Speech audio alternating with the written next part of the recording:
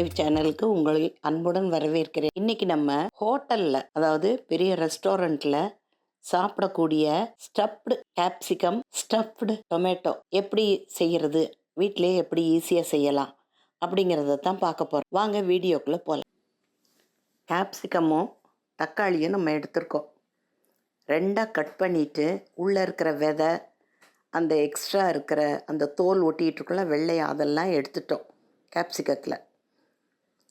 அதே மாதிரி தக்காளியும் நம்ம இப்படி காட்டியிருக்கிற மாதிரி மீடியமாக எடுத்துக்கலாம். உள்ளே இருக்கிற அந்த பல்ப் இருக்கும்ல, அது எல்லாத்தையும் ஒரு ஸ்பூனோ கத்தியோ வச்சு அப்படியே எடுத்துடணும். அதை ஏதாவது கிரேவி இதுக்கெல்லாம் யூஸ் பண்ணிக்கலாம். உள்ள பல்ப்பே இருக்கக்கூடாது. அந்த அளவுக்கு கிண்ண மாதிரி, காலி கிண்ண மாதிரி இருக்கணும். அந்த மாதிரி எடுத்துடணும். கேப்சிகமும் நல்லா காலி பண்ணி எடுத்துட்டோம். லேசாக அதில் கீ இல்லைன்னா பட்டர், ஆயில் எதுனாலும் இப்போ நம்ம வீடியோவில் காட்டுற மாதிரி லேசாக பூசிக்கணும். அப்போ தான் அது நல்லா வேகிறதுக்கு இதாக இருக்கும். காம்பை எடுத்துடக்கூடாது. எடுத்துட்டு அந்த இடத்துல ஹோல் ஆயிரும். அதனால் கொஞ்சம் விட்டு கட் பண்ணிக்கணும். நீளமாக இருக்கும் இல்லையா, அந்த காம்பை கொஞ்சம் விட்டு கட் பண்ணிக்கணும். உள்ள வெளியே எல்லா இடத்துலையும் தடவணும். தக்காளியில் கொஞ்சம் போல் உப்பை தடவி வைக்கணும். ஏன்னா அந்த புளிப்பு, நம்ம இந்த தோல் இதை கிண்ணத்தை சாப்பிடும்போது அந்த புளிப்பு நிறைய தெரியாமல் இருக்கிறதுக்கு பேலன்ஸ் பண்ணுறதுக்காக உப்பு தடவுறோம். அந்த தண்ணியெல்லாம் வடிஞ்சு வந்துடும். உப்பு தடவிட்டு தலைகீழாக கவுத்தி வச்சிடணும். தக்காளியை மேலே மூடி இருக்கு இல்லையா, அதில் ஒரு டூத்பிக்கு போட்டு குத்தி அது மூடி அதுக்கு பக்கத்துலேயே வச்சுக்கணும்.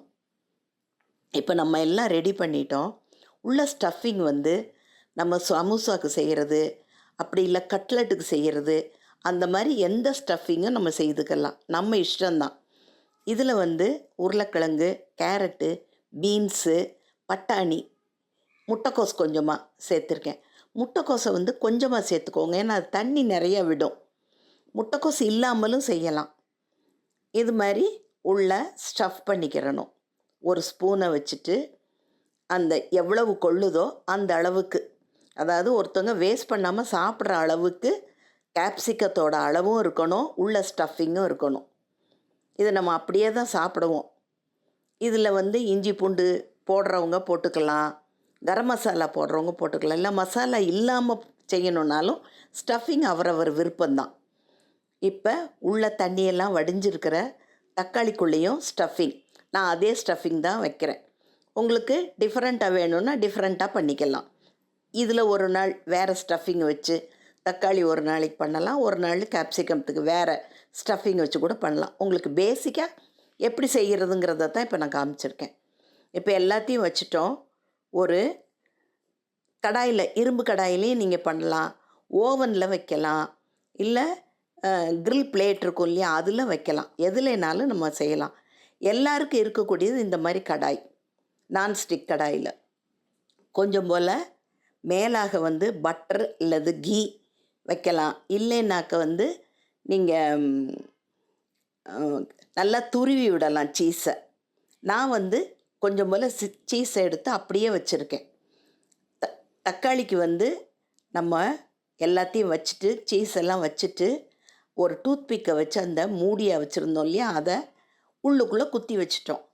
குத்தி வச்சுட்டு சுற்றியும் எந்த இடமெல்லாம் காலியாக பேன் தெரியுதோ, காய் இல்லாமல் அந்த இடத்துலலாம் கொஞ்சம் ஏதாவது ஃபேட்டு, ஆயில், கீ, பட்டர் எதுனாலும் வச்சு மூடி.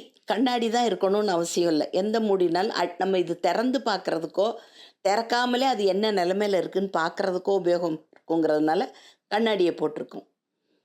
பாருங்கள், இது மாதிரி அடிக்க ஒரு தடவை நல்லா திருப்பி விடணும்.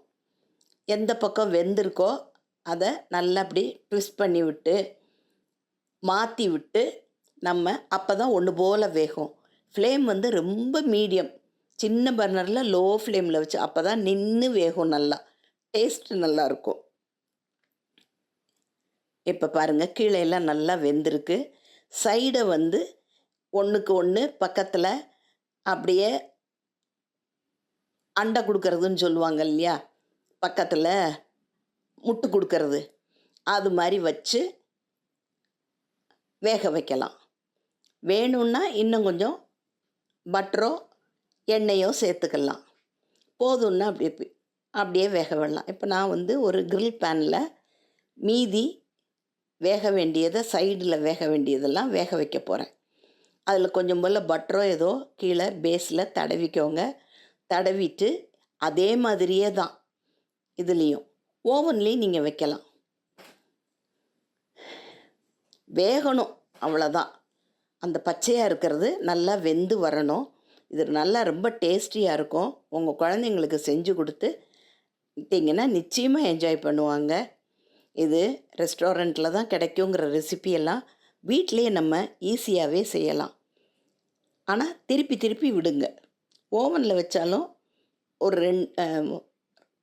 ஒரு நிமிஷம் 2 நிமிஷத்துக்கு நடுவில் பார்த்து இந்த மாதிரி திருப்பி விடணும். பாருங்கள், நான் இப்போ உருட்டி விட்டேன் இல்லையா, அதே மாதிரி ஒவ்வொரு பக்கமாக வச்சு இது பண்ணி வைக்கணும். நல்லா வெந்த உடனே எடுத்து டிஸ்பிளேக்கு நான் சர்விங் பிளேட்டில் வச்சுட்டேன். ரொம்பவுமே நல்லாயிருக்கும். இந்த வீடியோ உங்களுக்கு பிடிச்சிருக்குன்னு நினைக்கிறேன். பிடிச்சிருந்தா லைக் பண்ணுங்கள், ஷேர் பண்ணுங்கள், சப்ஸ்கிரைப் பண்ணுங்கள்.